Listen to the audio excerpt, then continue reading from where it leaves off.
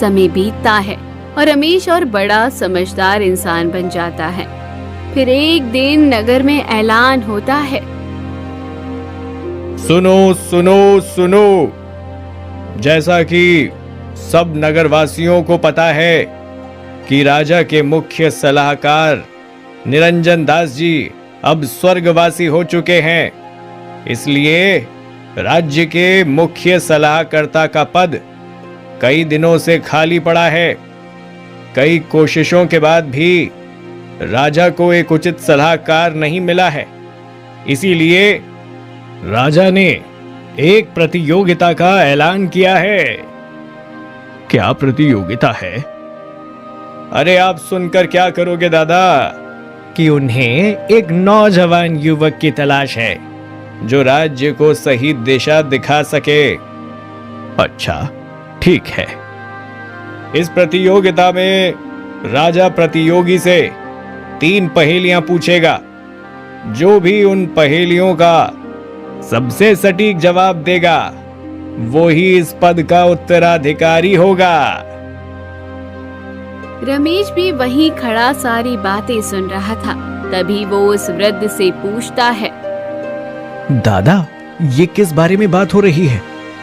बेटा रमेश, हमारे राजा के जो सलाहकार थे निरंजन दास जी, वो कुछ महीनों पहले स्वर्गवासी हो गए हैं। निरंजन दास जी एक बेहद ही सज्जन पुरुष थे। उन्होंने तो हमेशा से ही हम गरीबों और असहाय लोगों की मदद की थी। जब तक वो राजमहल में थे, गरीबों ने निरंजन जी के जरिए सदैव अपनी मांग को राजा तक पहुंचाया है। अब पता हम लोगों का क्या ही होगा। अब अगला सलाहकार कौन आएगा, जाने न जाने वो कैसा होगा। कई दिन बीत जाते हैं, लेकिन राजा को अभी तक अपना उचित सलाहकार नहीं मिला था। हर रोज राजा के पास सैकड़ों लोग जाते और अपनी बुद्धि का प्रयोग करते, लेकिन हार मानकर वापस आ जाते।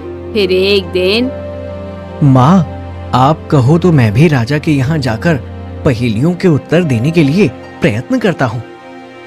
लेकिन बेटा, हर बार पहेलियां बदल कर पूछता है तो क्या तुम उनका उत्तर दे पाओगे? माँ, बस तू मेरे लिए भगवान से प्रार्थना करना। मैं आज ही राजमहल जाकर आता हूँ। रमेश उस दिन राजा के समक्ष उपस्थित होता है। अरे युवक, तुम यहाँ क्यों आए हो? तुम्हें किसी मदद की जरूरत है क्या? नहीं महाराज, मैं तो यहाँ आपकी पहेलियों के उत्तर देने के लिए उपस्थित हुआ हूँ।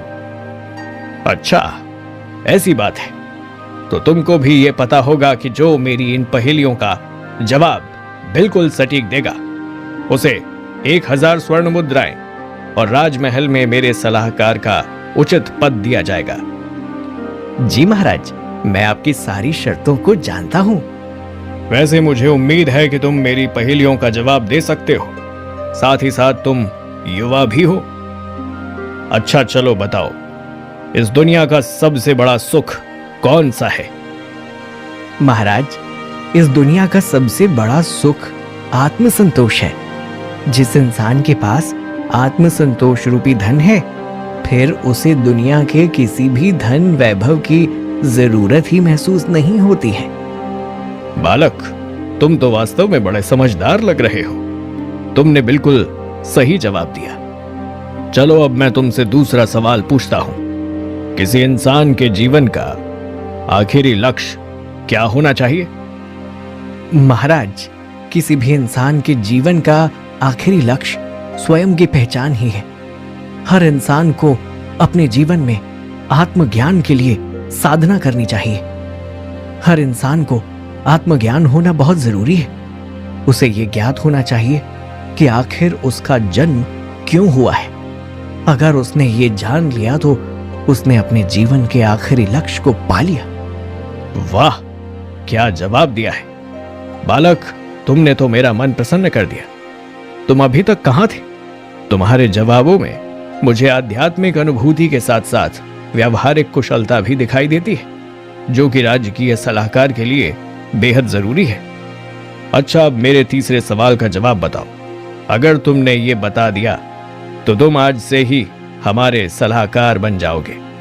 तो चलो अब मेरी तीसरी पहेली को ध्यान से सुनना। बालक, ये बताओ कि सच्ची मित्रता क्या है? महाराज, मित्रता का अर्थ हर बार स्थान के हिसाब से बदल जाता है। मैं कुछ समझा नहीं बालक। जैसे एक नवजात शिशु के लिए उसकी माँ ही सच्ची मित्र होती है, एक छात्र के लिए उसकी किताबें ही सच्ची मित्र होती हैं, एक योगी के लिए उसकी साधना ही सच्ची मित्र होती है। ठीक उसी तरह एक राजा के लिए उसकी प्रजा ही उसकी सच्ची मित्र होती है। जहां पर सच्ची मित्रता होगी वहीं इंसान अपना 100% दे सकता है। वाह बालक, तुमने हमारा हृदय आनंदित कर दिया। तुम तो वास्तव में ही बहुत तीक्ष्ण बुद्धि वाले हो। हमें ऐसे ही सलाहकार की जरूरत थी जो ज्ञानी होने के साथ साथ व्यावहारिक सोच का भी धनी हो। धन्यवाद महाराज। मंत्री जी, इस बालक को 1000 स्वर्ण मुद्राएं और धन धान्य से परिपूर्ण कर दो। ये बालक बहुत ही प्रतिभाशाली जीव है। रमेश, तुम कल से ही राज्य के सलाहकार का पद ग्रहण करो और हमारे राज दरबार की शोभा को बढ़ाओ। जो आज्ञा महाराज। मेरे लाल, तुम आ गए। हाँ माँ, लो ये स्वर्ण मुद्राएं। आज से हमारा जीवन बदल गया। माँ, उन संत महाराज की भविष्यवाणी सच साबित हुई। हाँ बेटा, मैं कहती थी ना कि भविष्यवाणियां सच होती है। और देखो तो तुम्हारी तकदीर का खेल आज तुमको कहां से कहां लेकर आ गया है। माँ, अब कल से तुम्हें कहीं भी काम करने की जरूरत नहीं है। आज से मैं अभागा नहीं बल्कि सौभाग्यशाली हूँ माँ, जो मुझे तुझ जैसी माँ मिली।